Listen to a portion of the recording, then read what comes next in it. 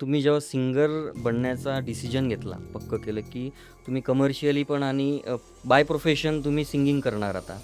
So त्यावेळेस घरच्यांचा काय सपोर्ट होता तुम्हाला?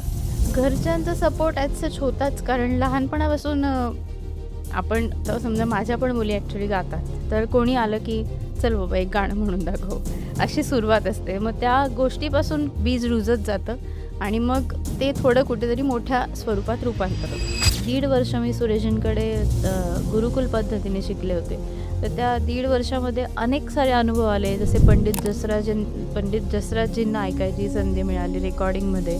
सुनिधी चव्हाणला ऐकायची संधी मिळाली, श्रेया घोषालला ऐकायची संधी मिळाली, कविता कृष्णमूर्ती आहेत, शंकर महादेवन आहेत, कुणाल गांजावाला आहे, सोनू निगम आहे, यांच्या रेकॉर्डिंग्स मी लाईव्ह बघितलेल्या आहेत. सुनिधी चव्हाणसाठी मी स्वतः मी गाणं गायलं होतं, अशोक पत्कींकडेच गायलं होतं. झी मराठीवर एक टायटल सॉन्ग गायलं होतं अशोक पत्की यांच्या दिग्दर्शनाखाली. ओके. येऊ कशी तशी मी नांदायला हे सिरियल सीरियल होती आय हां. थिंक. हां, ओके. हां. तर त्या सिरियलचं टायटल सॉन्ग मी गायलं होतं तर ते जास्त फेमस झालं होतं. चित्रपट बरेच येऊन गेले आत्तापर्यंत खानदेशी असे छोट्या लेवलवर किंवा यूट्यूबवर बरेचसे अवेलेबल आहेत. पण मल्टिप्लेक्सला खानदेशी मूव्ही लागणं ही खूप मोठी गोष्ट आहे. मोठी गोष्ट आहे. तर मल्टिप्लेक्सला लागणाऱ्या पहिल्या म्हणजे मूव्हीमध्ये मी गायलेलं आहे. त्या चित्रपटाचं नाव ओ तुनी माय होतं. ओ तुझी माय. बरोबर. ॲज अॅन आर्टिस्ट म्हणून आत्ताच्या ट्रेंडला तुम्ही असं म्हणाल तर ॲज अॅन आर्टिस्ट म्हणून तुम्हाला जर करिअर करायचं आहे तर तुमची नुसती कला ही महत्त्वाची नाही.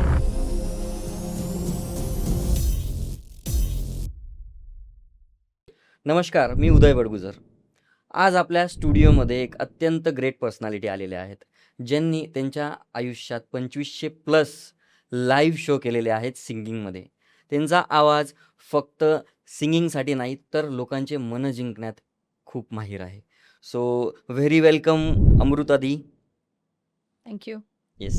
सो कसं वाटलं तुम्हाला स्टुडिओमध्ये येऊन? अतिशय छान प्लीझंट वातावरण आहे स्टुडिओमध्ये आणि तुमचा पण प्रसन्न चेहरा बघून छान वाटलं. Thank you. सो मी डायरेक्ट स्टार्टच करतो. बेसिकली मला सगळ्यात पहिला प्रश्न हाच आहे, की आत्तापर्यंत ही जी तुम्ही 2500 प्लस लाईव्ह शो केलेत, तर त्याची स्टार्ट कुठून झाली होती? माझे वडील बॉश कंपनीत होते. तर त्या कंपनीचं एक फाईन आर्ट म्हणून प्रत्येक कंपनीचं असतं कल्चरल इव्हेंट. हं, हं. त्या कल्चरल इव्हेंटमध्ये मी पार्टिसिपेट केलं होतं. तर तिथे मी पहिल्यांदा स्टेजवर गायले ओके. आणि तर त्या गाण्याला पहिल्यांदा वन्स मोर मिळाला. तर तिथून एक सुरुवात झाली. म्हणजे तिथून तुम्हाला समजलं, की मी गाऊ शकते. येस. ग्रेट, म्हणजे ग्रेट. तसं गाणं तर शिकतच होते मी 3री पासून. पण स्टेजवर गाण्याची, एवढ्या मोठ्या स्टेजवर गाण्याची आणि लाईव्ह म्युझिशियनसोबत गाण्याची ती पहिली वेळ. ओके. आणि मी बघितलेच तुमचे बऱ्यापैकी शोज मी बघितलेले आहेत. खूप ग्रेट परफॉर्मन्स असतो तुमचा. व्हॉईस पण एकदम खूप छान आहे तुमचा. Thank you. Yes. So basically तुम्ही जसं मी स्टडी केला आहे तुमच्याबद्दल थोडाफार. तुम्ही वाणी समाजातनं बिलॉन्ग करतात. येस. बट मी जसं स्टडी केलं तर मला समजलं की वाणी समाजामध्ये फक्त दुकानदारी आणि बिझनेसेसमध्येच खूप प्रचंड नाव आहे. खूप कमी नाव आहे म्युझिक इंडस्ट्रीमध्ये. सो तुम्हाला कधी काही असे इश्यू आलेत, की म्हणजे तुमच्या घरच्यांकडून म्हणा किंवा असा दबाव? इश्यू तसा आला नाही. पण शक्यतो कसं असतं, की एक स्ट्रेट फॉरवर्ड लाईफ आपली डिफाईन्ड असते, की 10वी-12वी सायन्स ऑर कॉमर्स, राइट. त्याच्यानंतर डिग्री आणि बाकी नंतर लग्न ह्या गोष्टी प्री डिफाईन्ड असतात. पण कला क्षेत्र हे पहिल्यांदाच मी अनुभवलं. येस. पण मग तुम्ही जेव्हा सिंगर बनण्याचा डिसिजन घेतला, पक्कं केलं, की तुम्ही कमर्शियली पण आणि बाय प्रोफेशन तुम्ही सिंगिंग करणार आता. सो त्यावेळेस घरच्यांचा काय सपोर्ट होता तुम्हाला? घरच्यांचा सपोर्ट ॲज सच होताच कारण लहानपणापासून आपण तर समजा माझ्या पण मुली ॲक्च्युली गातात. तर कोणी आलं की "चल बाबा एक गाणं म्हणून दाखव." अशी सुरुवात असते. मग त्या गोष्टीपासून बीज रुजत जातं आणि मग ते थोडं कुठेतरी मोठ्या स्वरूपात रूपांतर होतं. That's great. सो मग तुमचे गुरु पण असतील, म्हणजे तुम्ही हो. कोणाकडे शिकलात सिंगिंग? अनेक गुरूंकडे शिकले. सुरुवात तर नाशिकपासूनच. ओके, सुनीता तळवलकर मॅडम यांच्यापासून सुरुवात झाली. ओके. आणि मग त्यांनी काय शिकवलं आणि काय मोटिव्हेशन तुम्हाला त्यांच्यापासून मिळालंय? खरं तर पहिलं सारेगम त्यांच्यापासून सुरुवात झाली हं. आणि मग नंतर हळू-हळू एक्झाम्स झाल्या. मग एक्झामनंतर वेगवेगळे गुरु जसं लाईट सिंगिंगसाठी धुमाळ सरांकडे मी शिकले. हं, हं. त्यानंतर नंदकुमार देशपांडे. असे अनेक गुरु वाटेत मिळत गेले. जसं तुम्ही आत्ता बोललात, की तुमच्या जे गुरु आहेत, ज्यांनी तुम्हाला सारेगम स्टार्ट जे आहे, ते बरोबर. सुनीता तळवलकर तळवलकर यांच्याकडे मॅडमांनी शिकले मी. शिकवलं. बट मग नेक्स्ट तुमचे गुरु कोणी होते का अजून? असे वाटेत तसे बरेच गुरु मला लाभले, की जसे धनंजय धुमाळ सर आहेत, त्याच्यानंतर नरेंद्र टोंगळे सर आहेत, नाईक मॅडम आहेत, नंदकुमार देशपांडे आहे. त्यानंतर गौरव महाराष्ट्राचा या रियालिटी शो नंतर माझी भेट झाली अशोक पत्की ह्या मोठ्या व्यक्तीची. तर त्यांच्या भेटीनंतर मी असा निर्णय घेतला, की आपण का नको मुंबईला गाणं शिकायला? हं, तर हं. मग मी सुरेश वाडकरांकडे हो. पंडित सुरेश वाडकरांकडे मी ऑडिशनला गेलेले. तर त्यांना सांगितलं, की असं-असं आहे, मी या रिएलिटी शोमध्ये आता भाग घेतला होता आणि सुरेशजींचं असं आहे, की ते अगदी बेसिकपासून शिकवत नाही. हं, जी हं. लोकं शिकलेली आहेत, ते त्यांनाच त्यांच्या ते रियाजाला आपण फॉलो करतो असं त्यांचं शिकवणं असतं. म्हणजे पण अपलिफ्टमेंट देतात ते अजून येस, ऑब्व्हियसली. व्हॉईसमध्ये. त्याच्यातल्या बारीक-बारीक गोष्टी आपल्याला शिकायला मिळतात, हो. की ज्या आपल्याला लहानपणी कळत नसतात आणि तिथे गेल्यानंतर ते आपोआपच इनहेरेंटली कळायला लागतं. अरे, हे असं असतं का? हे असं गायचं असतं का? हे राइट. आपोआप त्यांच्या गाण्यातून समजायला लागतं, की गाणं नुसतं गाणं नाही, त्याच्यामध्ये डायनॅमिक्स आहेत खूप साऱ्या. जसं विरहगीत तुम्ही गाताय एखादं, तर तुम्ही त्या भावना फीलच केल्या पाहिजे असं काही नसतं. तुम्ही त्या डायनॅमिक्सने गायलं, तुम्ही त्या टेक्निकने गायलं, की त्या भावना आपोआप येतात. राइट. असं असतं फीलिंग प्लेबॅकमध्ये. महत्त्वाची असते ना गाणं म्हणताना. ऑब्व्हियसली फीलिंग तुम्ही तुम्ही स्वतः फील करून गायलं, तर ऑडियन्समधून दाद येणार, "वाह! क्या बात है!" कारण तेव्हा ते काळजाला भिडतं ना. राइट. असं आपोआपच नाही. तुम्ही फील केलं नाही, तर समोरच्याला काय फीलिंग्स येणार आहे ऐकायला? तर त्या गोष्टीसाठी ते शिक्षण खूप महत्त्वाचं होतं आणि 1.5 वर्ष मी सुरेशजींकडे गुरुकुल पद्धतीने शिकले होते. तर त्या 1.5 वर्षामध्ये अनेक सारे अनुभव आले. जसे पंडित जसराजजींना ऐकायची संधी मिळाली रेकॉर्डिंगमध्ये. सुनिधी चव्हाणला ऐकायची संधी मिळाली. श्रेया घोषालला ऐकायची संधी मिळाली. कविता कृष्णमूर्ती आहेत, शंकर महादेवन आहेत, कुणाल गांजावाला आहे, सोनू निगम आहे. यांच्या रेकॉर्डिंग्स मी लाईव्ह बघितलेल्या आहेत. हो, हो, हो. तर ते अनुभव इतके गाठीसे आहेत, की आता असं वाटतं, की एवढे अनुभव आहेत, तर ते माझ्या स्टुडंट्सला मी का नको द्यायला? राइट. तर त्यांना मी त्यांचा पाथ थोडा सुखकर करून देते, की माझ्या अनुभवातून मला ज्याही गोष्टी आजपर्यंत अचीव्ह झालेल्या आहेत, त्या त्यांना इझिली अवेलेबल करून देण्याचा माझा नेहमी मानस असतो. Great, great, great. सुनिधी चौहानसाठी मी एक स्वतः मी गाणं गायलं होतं. अशोक पत्कींकडेच गायलं होतं आणि म्हणजे असं असतं, की स्क्रॅच रेकॉर्डिंग असतं आमच्या फील्डमध्ये. हं, हं, हं. जसं कविताजींचं गाणं होतं कुठलं होतं ते श्रीदेवीचं ह्या पिक्चरमधलं मिस्टर इंडियामधलं. हां. ओय, ओय, ओय. हां, ते. ते गाणं कविताजींनी गायलं होतं ॲज अ हं, स्क्रॅच रेकॉर्ड म्हणून लताबाईंसाठी. लताबाई मेन गाणं गाणार होत्या. हं. तर ते प्रोड्युसरला इतकं आवडलं, की लताबाईंनी ते गाणं नाही गायलं. कविताजींच्या आवाजातच राहिलं ते. तुम्हाला येईल ते गाणं म्हणता आत्ता? तर माझी एक छोटी स्टोरी आहे त्याच्यापुढे. ओके. तर अशी गाणी मी बऱ्याच जणांसाठी गायली आहे. देवकी पंडितांसाठी गायली आहे. त्याच्यानंतर सुनिधी चौहानसाठी मी स्क्रॅच रेकॉर्डिंग गायलं आहे. माझ्यानंतर सुनिधीजींचा आवाज म्हणजे सुनिधी चौहान माझं गाणं ऐकून ते त्यांचं स्वतःचं गाणं गातात. असं म्हणजे ही प्रोसेस असते. डायरेक्टली एखादं ओरिजिनल गाणं म्हणजे मेन जो सिंगर असतो, लीड सिंगर असतो, हं, हं. तो लगेचच गायला येत नाही. त्याला एक डेमो करून पाठवावा लागतो. राइट. तो डेमो कोण गातं? जी अपकमिंग सिंगर्स आहेत, हं, हं, हं. बडिंग सिंगर्स आहेत, तर ती लोकं गातात. तर ओके. त्याच्यामध्ये बरेचसे चान्स मिळालेले आहेत. म्हणजे शॉर्टकट पण आहे ह्याच्यात थोडासा एक. हां, तर की तुम्ही पोहोचू शकता, पण तिथपर्यंत पोहोचायला पण खूप कष्ट घ्यावे स्ट्रगल आहे. लागतात. खूप स्ट्रगल तर कष्ट असतंच. आणि फॅमिली सपोर्ट खूप महत्त्वाचा आहे. ते म्हणजे राहिलंच आफ्टर विचारायचं. तुम्हाला हां. सगळ्यात जास्त सपोर्ट कोणी केलाय तुमच्या ऑब्व्हियसली फॅमिलीमध्ये? आई-वडील आहेत, भाऊ आहेत, इव्हन वहिनी आहेत त्यांच्या लग्नानंतर. पण कारण कसं असतं रात्री बेरात्री आपण येतो घरी, त्याच्यानंतर ताट वाढायला हं. सगळ्यांचीच मदत लागते. अगदी जाण्यापासून, ड्रेस खरेदी करण्यापासून सगळ्याच गोष्टी असतात. त्याच्यानंतर क्लास लहानपणी असेल तर क्लासला सोडणं, आणणं, शाळा वेगळी, सगळ्याच गोष्टी क्लास वेगळा, क्लासच्या एक्झाम्स वेगळ्या. रियाजाला आपल्याला महत्त्व म्हणजे घरात जर देत असेल महत्त्व, तरच ते टिकून राहू टिकून शकतं. राहू नाहीतर हे शकतं. काहीतरी करतोय, गातोय असा हं, हं. पॉइंट ऑफ व्ह्यू असेल तर तो माणूस पुढे नाही जाऊ शकत.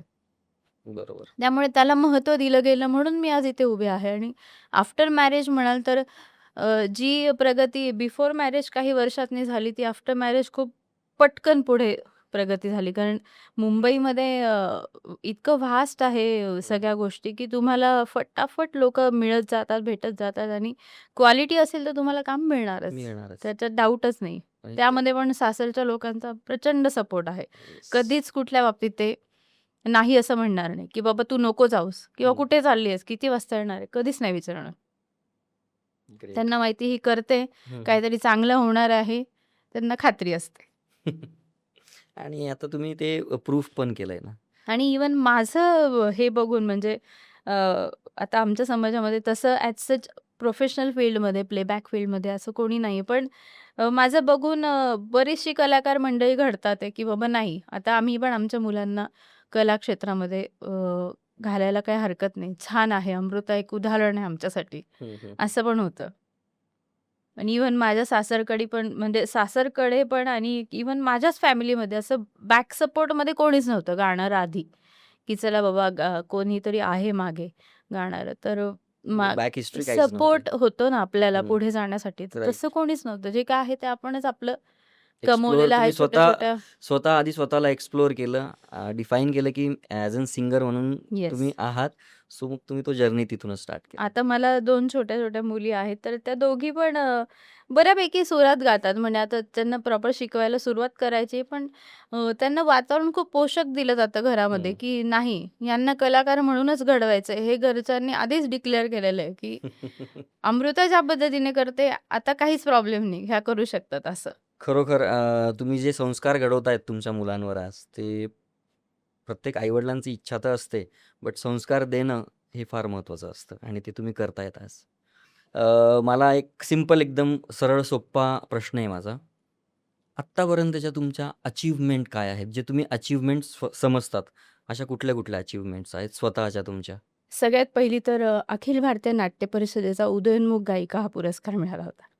ग्रेट. 2000 आय थिंक 14 साली 2014 साली गव्हर्नमेंटकडून एखादं आपल्याला रिकग्निशन मिळणं ही खूप मोठी गोष्ट खूप मोठी असते. गोष्ट आहे. राइट. अजून? तर ते एक पुरस्कार झाला. त्यानंतर 2015 साली मी गायलेला एक पाशवंत चित्रपटात एक मी टायटल सॉन्ग गायलं होतं. तर त्या टायटल सॉन्गला मला मिर्ची म्युझिकला नॉमिनेशन मिळालं होतं ग्रेट, ग्रेट, ग्रेट. 2015 साली. आणि त्या सगळ्या इंडस्ट्रीमधल्या सिंगरसोबत आपलं नाव असणं खूप मोठी गोष्ट आहे. खूप खूप मोठी अचीव्हमेंट पण आहे ही. बट मॅडम मी हेही ऐकलंय, की लंडन बुक ऑफ वर्ल्ड रेकॉर्डमध्येही तुमचं नाव आहे. हो. ते त्यामागची स्टोरी अशी आहे, की कार्यक्रम होता तो मुकेशजींच्या गाण्यांचा. ओके. तर मुकेशजी ची गाणी होती त्या पूर्ण कार्यक्रमामध्ये 50 गाण्यांचा नॉनस्टॉप कार्यक्रम होता विथआऊट एनी इंटरव्हल. ओके. तर त्यामध्ये ॲज अ सपोर्टिव्ह सिंगर मी होते त्या कार्यक्रमात गायला. जे आम्ही 50 गाणी गायलेले मुकेशजींच्या आवाजात ते सिंगर होते. राजेंद्र काळे, डॉक्टर राजेंद्र काळे म्हणून. आणि त्यांच्यासोबत मी ॲज अ सपोर्टिव्ह सिंगर होते. तर मी पण एक साधारण 12 गाणी गायली होती त्या कार्यक्रमात. पण आम्हाला सर्वांना ते लंडन बुक ऑफ वर्ल्ड रेकॉर्ड्सचं छान सर्टिफिकेट मिळालं होतं. हो, एक हो, हो. वेगळी अचीव्हमेंट, की बाबा काहीतरी वेगळं. त्यासाठी पूर्ण त्यांचे पूर्ण पॅनल आलं होतं. आम्हाला त्यांनी सन्मानित केलं. तर तो एक वेगळाच क्षण होता तो. क्षण अनुभव वेगळा होता तो येस, येस. आणि म्हणजे याच्या आधी हॅपी कधी असं मोमेंट. माहिती पण नव्हतं, की असं काही होऊ शकतं किंवा असं कधी असतं. हे सुद्धा फक्त नाव माहिती होतं लंडन बुक ऑफ वर्ल्ड. पण ते हातात आल्यानंतर त्याचं महत्त्व इतकं value. Right, right, right. Yes. So great. एवढ्या कमी वेळात एवढं जास्त अचीव्हमेंट्स करणं प्रत्येकाला नाही जमत. आणि 2500 प्लस तुम्ही जर स्टेज शो केलेत आत्तापर्यंत, that is very amazing part. माझे स्वतःचे मी ओरिजिनल गायलेले साधारण 440 450 सॉन्ग्स आहेत. ओह! म्हणजे त्याच्यामध्ये जिंगल्स आल्या, टायटल्स आले, व्यावसायिक नाटकातली काही गाणी आली. तर असे सगळे मिळून फिल्म्समधली सॉन्ग्स आली, अल्बम्समधली सॉन्ग्स आली. काही आकाशवाणीमध्ये गायलेले आहे, काही प्रायव्हेट आपले एफ-एम चॅनल्स असतात, हं, हं. त्याच्यासाठी भरपूर गायले आहेत. असे सगळे मिळून साधारण 400-450 गाणी मी गायलेली आहेत. हो, हो, हो. त्यातलं कोणतं गाणं हिट झालंय सगळ्यात जास्त? आत्तापर्यंत तरी हिट म्हणजे मी जे झी मराठीवर एक टायटल सॉन्ग गायलं होतं अशोक पत्की यांच्या दिग्दर्शनाखाली. ओके. येऊ कशी तशी मी नांदायला हे सीरियल सीरियल होती आय हां. थिंक. हां, ओके. हां. तर तर त्या मराठी सिरियलचं टायटल सॉन्ग मी गायलं होतं, तर ते जास्त फेमस झालं होतं. एकदा गाल का? चालेल, मी लिरिक्स बघून म्हणते. हां, ऑब्व्हियसली. येस. लगबग सासूबाई बग सुनबाई आणली नांदायला, चुलीपाशी ठेवली रांधायला, चुलीपाशी ठेवली रांधायला. जाऊबाई रुसली कोपऱ्यात बसली, नणंद बघते निंदायला, येऊ कशी तशी मी नांदायला. सुनबाई सुन सुन जाऊ नको परतून, यशोदा हवी ग गोकुळाला, तशीच ये तू नांदायला. सुनबाई सुन सुन जाऊ नको परतून, यशोदा हवी ग गोकुळाला, तशीच ये तू नांदायला, येऊ कशी तशी मी नांदायला. ग्रेट. थँक्यू मजा आली, मजा आली. Thank you so much. सो तुमचा फर्स्ट टाईम जेव्हा स्टुडिओमध्ये प्लेबॅक सिंगिंगला तुम्ही गेलात आणि माईकसमोर जेव्हा तुम्ही उभे होतात, तर काय एक्सपिरियन्स होता तुमचा फर्स्ट सॉन्ग तुमचं प्लेबॅकचं? प्लेबॅकसाठी असं नाही म्हणता येणार, कारण कसं असतं, हे फील्ड असं आहे की तुम्हाला भरपूर स्ट्रगल करावं लागतं सगळ्या गोष्टी मिळवण्यासाठी, अचीव करण्यासाठी.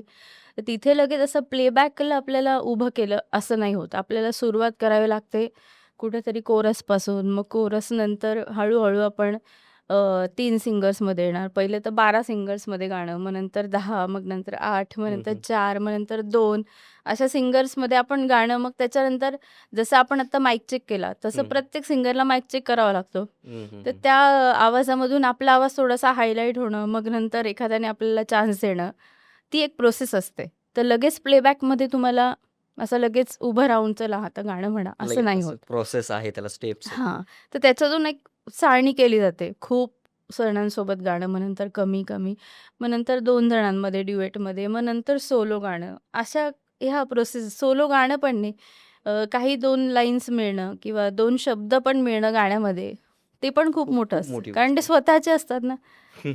स्वतःचं गाणं असतं, त्याच्यामध्ये राईट. आपलं नाव लागतं. तर ह्या खूप मोठ्या गोष्टी तर असतात. तुम्ही सॉन्ग लिहितात पण का? नाही, मी सॉन्ग लिहत नाही. ओके.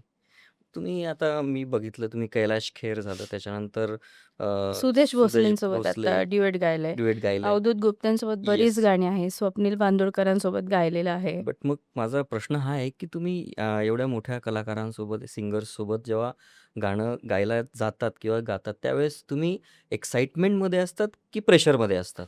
खरं तर आत्ता मागच्या काही म्हणजे बरीच वर्ष झाली. ते जनरेशन आता तो गेलं, की आपण सोबत गाणं गाणार. हं, खूप हं. क्वचित वेळा असं घडतं, की ड्युएटमध्ये 2 सिंगर्स जे आहेत, जे मेन गाणारे आहेत, ते स्टुडिओमध्ये अवेलेबल असतात. एक जण जो पार्ट आहे तो गाऊन त्याच्या वेळेत निघून जातो. दुसरा सिंगर आहे तो त्याच्या वेळेत येतो. पार्टमध्ये होतं का? पार्टमध्ये होतं. त्यामुळे जरी ड्युएट सॉन्ग मी बऱ्याच जणांसोबत गायली आहे, पण असं बऱ्याचदा झालंय, की ते मला भेटलेच नाहीये. अरे बापरे! ते येण्याच्या आधी किंवा त्यांचं झाल्यानंतर माझं दुसऱ्या दिवशी रेकॉर्डिंग असतं. अशा पण बऱ्याचशा गोष्टी असतात. म्हणजे प्रेशर वगैरे काही नसतं. प्रेशर वगैरे काही नसतं, पण आपली तयारी मात्र ॲटमोस्ट फाईन पाहिजे. येस. संधी ही आपल्याला एकदाच येते. दरवाजा उघडला किंवा बंद करायचा हे तुमच्या हातात आहे. उघडा ठेवायचा की बंद करायचा. आता तो वामा मूव्हीसाठी तुम्ही हो. कैलाश खेर सरांसोबत गाणं गायलं हो. होतं. म्हणजे ते सोबत नव्हतं गायलेलं तुम्ही. सोबत नव्हतं गायला. आधी कैलासजींनी गाऊन ठेवलेलं होतं. त्याच्यानंतर मग मी दुसऱ्या दिवशी ते गाणं त्यांच्या रेफरन्सने गायलं आणि त्यांनी जसं गायलं, काही लाईन्स आमच्या सोबत पण आहेत, तर मग त्यांच्यासोबत तसं मग मी गायलं होतं. पण तरी पण आपलं नाव कैलाश खेरांसोबत लागणं ही मोठी गोष्ट आहे. अचीव्हमेंट खूप मोठी आहे. येस. तुम्ही खानदेशी मूव्हीमध्ये पण काही गायलंय आय थिंक. हो. खानदेशी गाणी बरीचशी गायली आहेत. तर ओके. त्यामध्ये एक म्हणजे सांगायचा उल्लेख असा एक स्पेशल उल्लेख करावा असा वाटतो, की चित्रपट बरेच येऊन गेले आत्तापर्यंत खानदेशी, असे छोट्या लेव्हलवर किंवा YouTubeवर बरेचसे अवेलेबल आहेत. पण येस. मल्टिप्लेक्सला खानदेशी मूव्ही लागणं ही खूप मोठी गोष्ट आहे. खूप मोठी गोष्ट आहे तर ॲक्च्युली. मल्टिप्लेक्सला लागणाऱ्या पहिल्या म्हणजे मूव्हीमध्ये मी गायलेलं आहे. त्या चित्रपटाचं नाव ओ तुनी माय होतं. ओ तुनी माय. बरोबर. सो आणि तुम्हाला ऐराणी कशी येते, म्हणजे तुम्ही मी कशी ऐराणी शिकला? गाणी गाते. मला ऐराणी सगळं समजतं, पण मला बोलता येत नाही. नाहीतर आता तुम्ही म्हणाल, की बोलून दाखव. ते गाणं तर म्हणून दाखवा, एक गाणं लिरिक्स तर म्हणू छोटंसं. शकतो म्हणा आपण. ना, म्हणा ना प्लीज. लाल लालू गडनी व माय तू हिरवा पदरनी, हिरवा पदरनी व माय तू हिरवा पदरनी मनी मै बायले पैठणी लाई मन सोयरा हाऊस मायना बननी हाऊस मायना बननी सोयरा हाऊस मायना बननी. Great, great. थँक्यू म्हणजे थँक्यू. सिंगिंगसाठी भाषा मॅटर नाही करत. ऑब्व्हियसली मी बऱ्याच भाषेमध्ये गायली. गुजराती माझी एक साधारण 20 ते 25 गाणी गुजराती माझी स्वतःची आहेत. मी परत त्याच्यानंतर गुजराती गाणं म्हणायला लावेल आता. नाही, मी लिंक्स पाठवेल तुम्हाला. तर अशी जे म्हणजे मारवाडी गाणी आहेत, बेंगॉली काही गाणी गायली, तमिळ, तेलुगू या मूव्हीसाठी बरीचशी गायलेली. कारण आता समजा एखादी मूव्ही असेल, तर आता ते जास्त ट्रेंड सुरू झालेला आहे, की हिंदी चित्रपट असेल, तर तो सगळ्या भाषांमध्ये रिलीज केला डब्ड होतो. जातो, डब येस. होतो. बस. तशी ती सगळ्या भाषांमध्ये गाणी पण डब होतात. तर ओके. तेलुगू भाषेतली जी गाणी आहेत, समजा धनुष चित्रपटांमध्ये आहे तो धनुष आहे हं, किंवा हं. ती जी आज की रातमध्ये कुठली होती ती तमन्ना. तमन्ना भाटिया. येस. तिच्या चित्रपटांसाठी खूप गाणी गायलेली मी त्या दोघांच्या चित्रपटांसाठी. साधारण 4-5 मूव्हीजसाठी तेलुगू गाणी गायलेली आहेत, तमिळ गाणी गायलेली आहेत. तर बरीचशी अशी 25-30 गाणी माझी तमिळ, तेलुगू आत्तापर्यंतची. ते सिंगिंग इंडस्ट्रीमध्ये बऱ्यापैकी सिंगर्स आहेत जे बॅकलाच राहून जातात. हो. खूप बोटावर मोजणे इतके सिंगर्स आहेत जे मोठ्या प्रमाणात व्हायरल बरोबर होतात आहे. आणि त्यांचे प्रश्नच गाणे आहे. वगैरे हिट हो. होतात. किंवा असंही घडतं, की ज्याला अनुभव नाहीये, पण त्याचं पहिलंच गाणं हिट होऊन जातं. येस. असं पण गोष्टी आहेत, तर असे ते पण उदाहरणं ऐराणी आहेत. जे आहेत ते आपले काय नाव त्यांचं? सचिन कुमार. सचिन कुमावत. आता बिग बॉसला पण होते. येस. ते त्यांच्या पहिलंच गाणं त्यांचं हिट झालं होतं. त्यांच्यासोबत किती काम केलंय मी. क्या बात है! शेंदुर्णीला जाऊन रेकॉर्डिंग केलेलं त्यांच्या घरी जाऊन वगैरे. बरीच वर्ष झाली. क्या बात है! म्हणजे तुमचं आता एवढा एक्सपिरियन्स आहे, इतक्या मोठ्या सिंगर्ससोबत तुम्ही सॉन्ग्स गायलेले आहेत. बट आत्ता म्हणजे जसं माझा एक सिंपल प्रश्न पुन्हा एकदा 2500 प्लस जेव्हा आपण स्टेज शो करतो, बट एक कुठला तरी शो असा असतो, जो खूप बॅड एक्सपिरियन्स देऊन जातो आणि एक कुठला तरी शो असा होतो, की तो नेक्स्ट लेव्हल असतो. बॅड एक्सपिरियन्स असा म्हणजे असा ऑडियन्स वाईज तसा नाही बोलता येणार. पण बॅड एक्सपिरियन्स असे बऱ्याचदा घडतात, की डेट घेऊन ठेवलेली असते, कमिटमेंट्स असतात, हं. पण आपला आवाज नेमका बसलेला असतो. इतका खोकला अ, येत असतो, हं. इतका खोकला जसं म्हणजे लहान मुलगा किती छान गाऊन जाईल असं वाटतं त्या पोझिशनमध्ये. इतकं आपण इन्सिक्युअर फील करतो स्वतःला. अजिबात कॉन्फिडन्स लेव्हल नसते गाण्याची. हं, हं. कारण घसाच काम करत नाही. सगळं थ्रोटवरूनच काम असतं. तिथे जर खोकला येत असेल गाताना, तर इतकं एम्बॅरेस फील होतं, की नको बाबा. पण कमिटमेंट घेऊन ठेवलेली असते. हं, कधी-कधी हं. असं पण होतं. मग त्यावेळेस बाकीचे सिंगर्स असतात सोबत गाणारे, सपोर्टिव्ह. त्यांच्या सपोर्टची खूप गरज असते. राइट. आणि माझ्याही सोबत असं घडतं, की बाबा समोरच्याला कधी सर्दी खोकला असेल, तर मग मी स्वतःहून सांगते, की "तू नको गाऊ, तू आराम कर, मी गाते." म्हणजे कव्हर अप केलंच जातं. कारण ते नॅचरल आहे ती गोष्ट. कधी ना कधी आवाज बसतो, कधी हं, ना हं, कधी हं. सर्दी होते, खोकला होतो. कारण नॅचरल. घशावरूनच सगळं काम आहे आपलं. बट हातपाय तरीही म्हणजे त्याच्यासाठी प्रिकॉशन्स पथ्य वगैरे असतात, की प्रिकॉशन्स काय खूप आहेत. खायचं, काय नाही खायचं.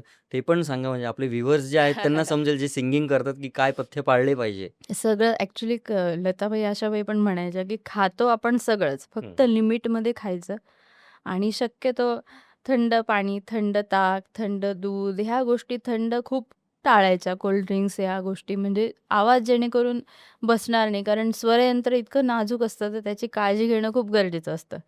त्यातही आपण फील्ड असं व्होलॅटाईल आहे, की खूप ट्रॅव्हलिंग असतं. हं, हं, हं, हं. ट्रॅव्हलिंगमध्ये तुमची हवा बदल होते. वेगवेगळ्या गावांना तुम्हाला परफॉर्म करावं लागतं. वेगवेगळ्या कंट्रीजमध्ये जावं लागतं. सो त्या हिशोबाने आवाजाची काळजी, की बाबा बाहेर गेलं तर खिडक्या बंद, एसी चालू. म्हणजे आपण एक सेफ वातावरणात राहतो, जेणेकरून गावाची हवा चेंज झाली तरी आपल्याला व्हॉईस चेंज होऊ फरक शकतो. नाही पडायला पाहिजे असं. तर त्या हं. गोष्टींची खूप काळजी घेतली जाते. आणि कुठेही गेलं तर ऑब्व्हियसली फिल्टर्ड पाणी बिसलरीचं किंवा म्हणजे जे काय आहे ते आपण रेग्युलर जे आपण रेग्युलर मिनरल पाणी आपलं वॉटर. आपलं सोबतच घेऊन जायचं इन शॉर्ट. येस. आणि आमच्या घरात तर शक्यतो आम्ही उकळलेलंच पाणी पितो म्हणजे त्रास नाही होत आरो त्या वगैरे गोष्टी नाही. नाही. ग्रेट.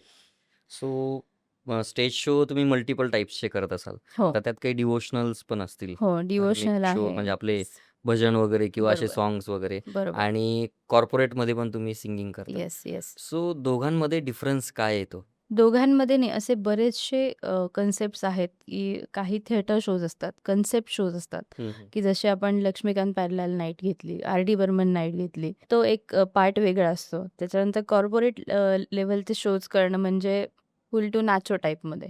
पण लोकं एन्जॉय एन्जॉय करण्यासाठी करण्यासाठी आलेले आलेले असतात. असतात. त्यांना काही क्लासिक गाणी ऐकायची नसतात. हं. त्यामुळे त्यांना फक्त एन्जॉय, मग जशी डिमांड आहे तसा आपण सप्लाय दिला तर आपला तग लागणार, नाही तर मग आपण काळाच्या आडत जाणार असं असतं. तर ते कॉर्पोरेट लेव्हल सिंगिंग शोज वेगळे असतात. हं, हं. त्यामध्ये पण तुम्हाला एकानंतर एक गाणी सुचणं खूप गरजेचं असतं. गरजेचं असतं. मेडलीज गावे लागतात. नुसतं आता आता तर कोणीही पूर्ण गाणं ऐकत नाही. नाही ते ऐकत. ऐकण्याच्या मूडमध्येच नसतं. आपणच 30 सेकंदच्या रीलवरून 10 सेकंदाच्या रीलवर आलेलो आहोत आता. Right, right, right. त्यामुळे आता आमची फील्ड पण अशीच चेंज होते, की पूर्ण गाणी घेतच नाही. एक अंतरा पार्ट, या पार्ट. गाण्याचा झाला, की दुसरा अंतरा दुसऱ्या गाण्याचा घेऊन अशी मेडली अगदी सुरुवाती पहिल्या जसं गाण्यापासूनच डीजे तसं ऑपरेट होतं तसं आता तसंच डायरेक्ट करावं सिंगर लागतं. ऑपरेट कारण होतात. आता यांना पूर्ण गाणी ऐकायचीच नाही नाही लोकांना. ऐकायची. ते स्वतःहून सांगतात, चेंज करा. असं सांगतात खालून. तर अशी फील्ड आहे. त्यामुळे ते कॉर्पोरेटचं एक लाईफ वेगळं झालं. त्यानंतर भजन, डिव्होशनल काही गाणी असतात. त्याच्यामध्ये पण पार्ट्स असतात, की आपण शांततेत गाणी, म्हणजे जशी आपण भावगीतं, सॉरी, भक्तिगीतं आपण संत स्वरूपाची, शांत स्वरूपाची गाणं एक वेगळा पार्ट असतो. हं, हं, हं. आणि भजनांमध्ये पण, डिव्होशनल गीतांमध्ये पण तुमचा जोगवा आला, हं. त्याच्यानंतर गवळण आली, त्याच्यानंतर गोंधळ आला. गोंधळ. या गोष्टी, मग त्याच्यामध्ये पण धांगडधिंगा आलाच. हां, पण आहेच. तो भक्तिमय मार्गातला भक्तिमय असतो. येस. असं. हे 2 डिफरन्स आहेत हे. हां, मग भक्तीमध्ये पण तुम्हाला एक तर सायलेंट सॉन्ग्स जी हं. छान अशी ध्यान लावून ऐकता येतील, हं, हं. आणि एक आहे की ज्यांना गरबा पण खेळायचा असतो, भक्तिगीतांमध्ये जोगव्यावर नाचायचं पण असतं. हं, अशी हं, पण हं. काही मंडळी असतात की ज्यांना आनंद, मनसोक्त आनंद घ्यायचा असतो. जसं आता ट्रेंड भरपूर थिएटरमध्ये आता कन्सेप्ट शोज चालू आहे, जसे फोक आख्यान आहे, ह्या गोष्टी आहेत. बरोबर. तर तिथे लोकं आता थिएटरमध्ये नाचतात. आधी लोकं थिएटरमध्ये ऐकायला जायची. शांततेत. ऐकायला जायची. हं, हं, आता हं. लोकं थिएटरमध्ये एन्जॉय करायला जातात. ज्याला वाटतं तो नाचतो, त्याला वाटतं तो बसतो. एक वेगळा ट्रेंड झालेला आहे. बरोबर. लोकांना स्ट्रेस बूस्टर पाहिजे, म्हणजे स्ट्रेस घालवण्यासाठी एंटरटेनमेंट हे खूप गरजेचं आहे. बरोबर. आता जसं तुम्ही सांगितलं, की नाईट शोज पण म्हणजे लेट नाईट शोज पण चालतात लेट नाईट शोज पण कॉर्पोरेटचे. चालतात. हो. बट अशी सिच्युएशन कधी आली का, की एक 3-4 वाजेपर्यंत लेट नाईट शो केला आणि लगेच नेक्स्ट मॉर्निंगला तुम्हाला परत रेकॉर्डिंग आहे? असं झालेलं आहे. 3-4 वाजेपर्यंत शक्यतो कार्यक्रम चालत नाहीत. चालतही असतील, पण त्या पद्धतीचे कार्यक्रम मी करत नाही. ओके. शक्यतो 12, 11:30 डोक्यावरून पाणी. त्यानंतर कार्यक्रम माझे तरी नाही. नसतात. कॉर्पोरेट जरी असलं, त्याला येस. पण एक लिमिट असतं, कारण कॉर्पोरेट पण बँक्वेटमध्येच होतात. ऑब्व्हियसली. बँक्वेट हे हॉटेल्सचे असतात, त्यांना रूल्स असतात. त्यामुळे पण हे आहे, की 12ला शो संपल्यानंतर 2 वाजेपर्यंत जेवण करून निघणार माणूस, परत सकाळी 9ला 10ला रेकॉर्डिंग असतं, असं बऱ्याचदा घडलेलं आहे. झोप नाही झाली, की स्वरयंत्र काम नाही करत, असं पण होतं. आणि रेकॉर्डिंगमध्ये गेल्यानंतर तुम्ही शो करून आलेल्याचा आवाज हा लगेच ओळखला जातो. हं. कारण तुमच्या आवाजावर स्ट्रेन आलेला असतो. एवढं टेक्निकल तर मला हां. नाही समजणार. तर रेकॉर्डिंग तुम्ही म्हणत असाल ना, तर रेकॉर्डिंगचे आर्टिस्ट हे वेगळे असतात. हं. ज्यांना खूप रेकॉर्डिंगमध्ये फेम मिळालेला आहे, पण लाईव्ह शोजमध्ये जास्त नाही मिळालेलं. पण त्यांच्या रेकॉर्डिंग्सची खूप, म्हणजे भरपूर प्लेबॅक सॉन्ग्स आहेत. पण जे लाईव्हमध्ये खूप म्हणजे खूप चालत नाही, असे पण सिंगर्स आहेत. आणि जे लाईव्हमध्ये खूप धडाडून चालतात, एकदम हं, हं. फुल ऑन आहेत, ते रेकॉर्डिंगमध्ये त्यांचा व्हॉईस सूट नाही होत. नाही होत. अशा गोष्टी असतात. पण हे सुदैवाने नवीन होतं. माझा व्हॉईस असा आहे, की म्हणजे कुठल्याही म्युझिक डिरेक्टरकडे गेल्यानंतर ते असंच सांगतात, की तुमचा टोन खूप छान आहे. प्लेबॅकसाठी ॲक्चुअली आहे. खूप चांगला व्हॉईस आहे तुमचा. कारण प्लेबॅकसाठी एक क्रिस्टल क्लिअर व्हॉईस लागतो. येस. तर त्यामुळे त्या दिशेने मला वाटचाल मिळाली प्लेबॅकसाठी. आणि शोज तर आपण लहानपणापासून मी करतेच आहे. तर ती एक वाट वेगळी आहे आणि प्लेबॅकची वाट एक वेगळी आहे. तर दोन्ही गोष्टींची जमेल तेवढी सांगड घालण्याचा प्रयत्न करते. राईट. तुम्ही सेन्सर बोर्डमध्ये पण मेंबर आहात ना? हो, हो. मग ते कसं मॅच करतात तुम्ही? सेन्सॉर बोर्डवर एक साधारण 1.5 वर्षापूर्वी माझी नियुक्ती झाली. आत्ता जो रिलीज झालेला राजा शिवाजी हा चित्रपट आहे, तो हं. पण मी सर्टिफाय केलेला आहे. हो. मराठीचं जे मेन मूव्ही आहे, ती मी सर्टिफाय केलेली आहे. तर अशा आजपर्यंत साधारण 60 मूव्ही सर्टिफाय केलेल्या आहेत मी. ग्रेट. मग हे मॅच कसं करतात तुम्ही वर्कलोड? ते वर्कलोड मॅच करावा लागतो बऱ्याचदा. कारण आपली पॅशन तर आहेच, माझं प्रोफेशन पण आहे. पण इतकी जिद्द असते, की बाबा मला माहिती आहे त्या कामाचं महत्त्व किती. त्यामुळे मग मी कसंही करून इव्हन आत्ताचाच अनुभव सांगते. राजा शिवाजी हा चित्रपट ज्या दिवशी सर्टिफाय करायचा होता 11 वाजता त्यांनी बोलावलं होतं. हं, हं, हं. आणि मला त्याच दिवशी संध्याकाळी लोणावळ्याला कार्यक्रम होता. तर मी खास एक गाडी बुक करून गेली. तो चित्रपट झाल्यानंतर मला गाडी ठाण्याहून पिकअप होता साधारण 2:30 वाजता आणि मूव्ही संपली 2:15 ला. अरे बाप! तर मी कसंही करून ती मॅनेज केलं सगळ्यांना आणि पोहोचले पनवेलपर्यंत. मग त्यांना गाठलं कसं तरी आणि लोणावळ्याला शोला गेले. कारण मला ते करायचंच होतं.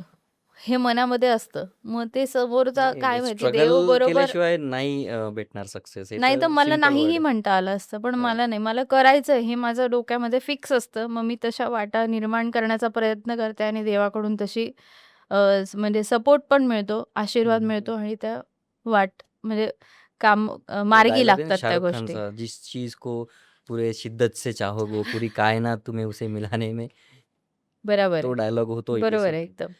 सो सोशल मीडियावर तुमचं मी प्रोफाईल बघितलं. सोशल मीडियावर तुम्ही बऱ्यापैकी कंटेंट आहे तुमचं. ॲक्टिव्ह आहे. ॲक्टिव्ह आहात. बट तुम्हाला काय वाटतं सोशल मीडियावर ॲक्टिव्ह राहणं गरजेचं आहे, की आपल्या प्रोफेशनला ॲक्टिव्हेट ठेवणं गरजेचं आहे बाय प्रोफेशन? आता आपण बघतो, की बरेचसे रील्स येतात सिंगिंगचे बरोबर. आणि मिलियन्समध्ये त्यांना व्ह्यूज असतात. तर ते खूप लवकर कमी एजमध्ये फेम त्यांना मिळतं. तो गॉड गिफ्टेड व्हॉईस बऱ्याचशा लोकांकडे असतो. बरोबर, बरोबर. बट तुम्हाला काय वाटतं कन्सिस्टन्सी महत्त्वाची आहे, की क्रिएटिव्हिटी? दोन्ही गोष्टी महत्त्वाच्या आहे आजकालच्या जगात. कारण तुम्हाला जर ॲज अॅन आर्टिस्ट म्हणून आत्ताच्या ट्रेंडला तुम्ही असं म्हणाल, तर ॲज अॅन आर्टिस्ट म्हणून तुम्हाला जर करियर करायचं आहे, तर तुमची नुसती कला ही महत्त्वाची नाही आहे. त्याच्यासोबत तुमचं मार्केटिंग आलं, हं. तुमची लोकांना सांभाळून घेण्याची ताकद आली, लोकांशी रिलेशन कसे तुम्ही जपता आहात ते झालं. कारण कितीही मोठा कलाकार असेल आणि त्याने समोरच्या माणसाला अ, म्हणतो ना आपण अपमानास्पद वागणूक दिली, की समोरचा माणूस 50 जणांना जाऊन सांगणार, की नाही तो एकदम स्वतःला डेफिनिटली. शहाणा समजतो वगैरे. हं, हं, हं. त्याचा तुम्हाला पुढच्या बिझनेस सर्कलमध्ये खूप इफेक्ट होत असतो, बरोबर. तुमच्या कामावर. कारण कोण आपल्याला केव्हा काम देईल हे सांगता येत नाही. त्यामुळे सगळ्यांशी रिलेशन हे चांगले ठेवणं खूप गरजेचं आहे. हं, हं, हं. बिझनेसच आहे हा, शेवटी बिझनेस आहे. मी बिझनेस आहे. काय राइट, कोणाकडे जॉब नाही करत. राइट. त्यामुळे हा बिझनेसच आहे. कला या क्षेत्राचं मी प्रोफेशनमध्ये रूपांतरण केलेलं आहे. राइट. त्यामुळे मार्केटिंग आलं, लोकांशी रिलेशन चांगले जपणं आलं, त्यानंतर आपला रियाज आला, आपली साधना आली आणि कन्सिस्टन्सी तर खूप महत्त्वाची आहे. महत्त्वाचीच आहे. तुम्ही कधी असा विचार नाही केला का मग, की तुम्ही क्लासेस वगैरे घेतले पाहिजे? बाकी इतर स्टुडंट्स जे आहेत, जे इच्छुक आहेत, ज्यांना सिंगिंगमध्ये इंटरेस्ट आहे, त्यांना शिकवण्यासाठी तुम्ही प्रयत्न करत नाही का? मी करते ना. माझ्या स्वतःच्या म्हणजे आज साधारण मी 4 वर्षापासून माझी इन्स्टिट्यूट चालू केलेली आहे. हो, हो. Amruta musical institute. ओके. तर त्यामध्ये आता साधारण मी 100 ते 125 जणांना आत्तापर्यंत माझ्याकडून स्टुडंट पास आउट झालेले आहेत. ग्रेट. ते शिकतात आहे, शिकत आहेत, शिकून गेलेत, हं. मध्ये-मध्ये येतात परत शिकायला, असे काही स्टुडंट्स आहे आणि आता सध्या करंटली बेसिसवर 40 ते 45 स्टुडंट्स आहेत माझे. आणि माझ्या 2 ब्रांचेस आहे. मी ठाण्याला क्लासेस घेते ऑफलाईन आणि हं, हं, ऑनलाईन हं. पण माझे क्लासेस चालू असतात. So as a best singer म्हणून तुम्ही पॅरेंट्सला काय सांगणार आहे का, की सिंगिंग हे प्रोफेशन केलं पाहिजे की नाही केलं पाहिजे? केलं पाहिजे तर का? सिंगिंग प्रोफेशनली करायला काहीच हरकत नाही. पण प्रोफेशन म्हणून सिंगर तुम्ही त्या फील्डकडे अगदी मुलाच्या पहिल्या क्लासपासून बघत असाल तर ती खूप चुकीची गोष्ट आहे. हं, हं, हं. पहिले तुम्ही तुमची साधना काही वर्ष चालू ठेवा. त्याच्यानंतर तुम्हाला कुठे संधी उपलब्ध होते आहे का? तुमच्या गाण्यावर त्याच्यावर केंद्रित करा थोडासा तुमचा काय म्हणतो पॉइंट ऑफ व्ह्यू. त्यानंतर मग ते प्रोफेशनमध्ये हळू बदलतं. असं मी लहानपणापासून म्हणणं मी डॉक्टर होणार. हं. पण मला 12वीला 35% मिळाले तर काय डॉक्टर होणार?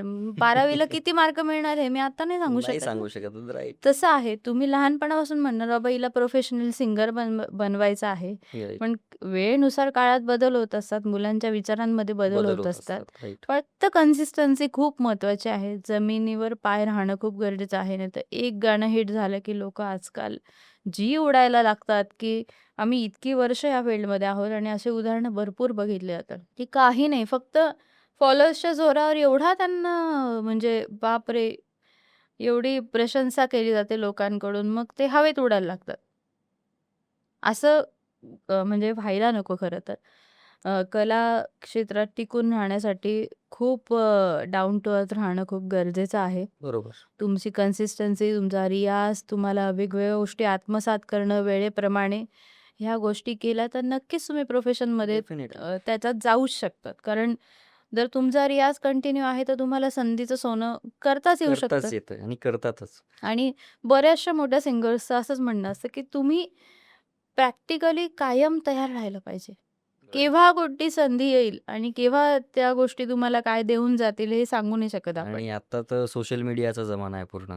म्हणजे एका दिवसात अर्सचे फर्स्टचं आणि फर्स्टचे असतं. ते तर आहेच, विषयच नाही.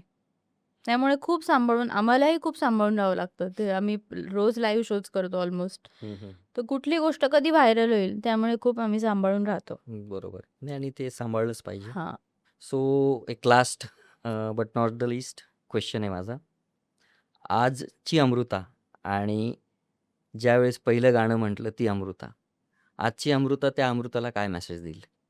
आजची अमृता पण तीच अमृता आहे, की जी तेव्हा पण स्ट्रगल करत होती आणि आत्ताही मी स्ट्रगलच करते असं समजते. कारण अजून भरपूर काही गाठायचं आहे आयुष्यामध्ये. हं, हं. तर ते बालपण आहे किंवा ती छोटी अमृता अजूनही मध्ये आहे हं. लपलेली आणि ती फक्त पुश करत असते, की "तू चांगलं कर, तू चांगलं कर."